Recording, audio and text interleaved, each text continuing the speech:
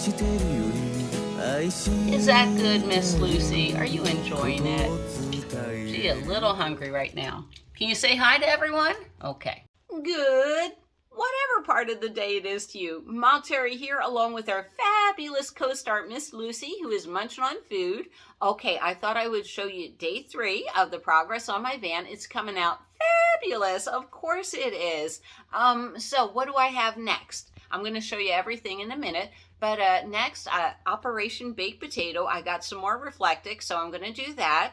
And then I got some really good mosquito netting, and I'm going to show you, I'm doing something a little different. Usually I glue them in, but I'm going to make a hard wooden frame that'll go around the inside of my window. So when I want my bug screens up, I just simply pop it up. I'm going to try that as something different, but I got a ton of material, and if I don't like that, then we'll go back to the other one. But I got a little sneaky way of how to measure out everything, and I'm sure you're going to enjoy that. All right, so now you know what's coming up. Also, I've been putting out a lot of videos today. It's 100 degrees outside. I'm not going outside, and I thought y'all would like to see what I've been up to. All right, so let's continue on with our progress of the van. Or as I like to say, my crafty car apartment.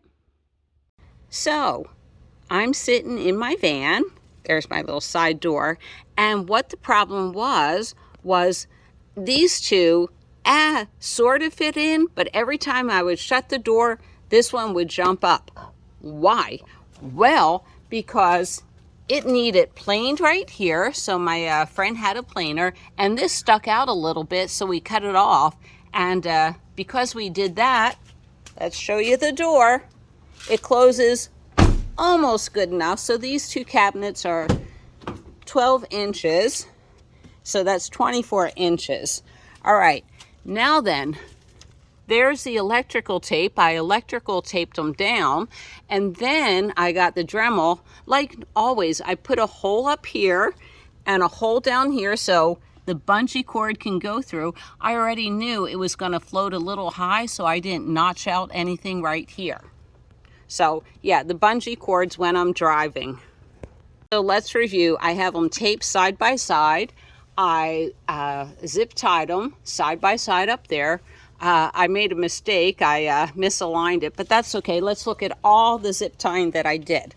All right, so they're zip tied here, duct taped together. Now, I'm not recommending this for anything. This is Terry's crazy little cabinets. They're zip tied, and then on the bottom I wanted the drawers to be a little bit more in, so I drilled a hole in my wood, and let's see if I can get underneath there. There you go. So basically the zip tie just goes through the hole in the wood. It's a lot primitive, isn't it? But you know what, it'll do. And underneath here I have so much storage. I have my little meals like that, the little Hormel meals. I have a lot of cans of food. I'm going to carry a couple of gallons of water up front, and just a lot of soup. That's Lucy's dog seat, and I'm going to show you how I put it in. Now this, I mean, it looks a little complex, but it's not. All I do is when I want to open the drawers or anything, I just take this bungee cord and I put it here, and then here's the other end of the bungee cord, and I'll show you where it attaches to. So I do want to say that I'm working on the front cab, but I got to get some I got to get some nice foam for Lucy's seat. That'll be nice. So I have this cushion here. That's not going to stay there. I'm going to really build her out a nice seat. But these are the handles, and I fed through a bungee cord, and it goes underneath the wood down there. So Lucy can drive nice and securely. The airbag doesn't work, and there's a little strap. So she just straps right in. All right, so next we're working on the cabinets.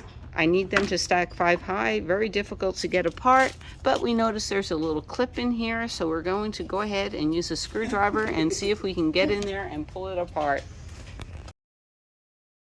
All right, these are not my arms. These are the arms of a much stronger person than me, and he's trying to wedge that screwdriver in there, and we just couldn't do it. I couldn't do it, he couldn't do it. We could not pull this apart. So he had to muscle it and yank it apart. Now he has it clamped down to the table, and he's going to begin the planing work.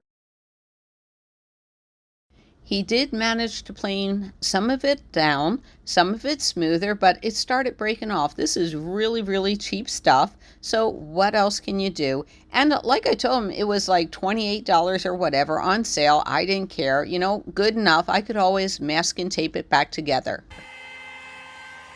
So there you see an expert planer. He really did a wonderful job. And like I said, the little parts that break, I will use duct tape to tape things together. I've done that. I've broken drawers before.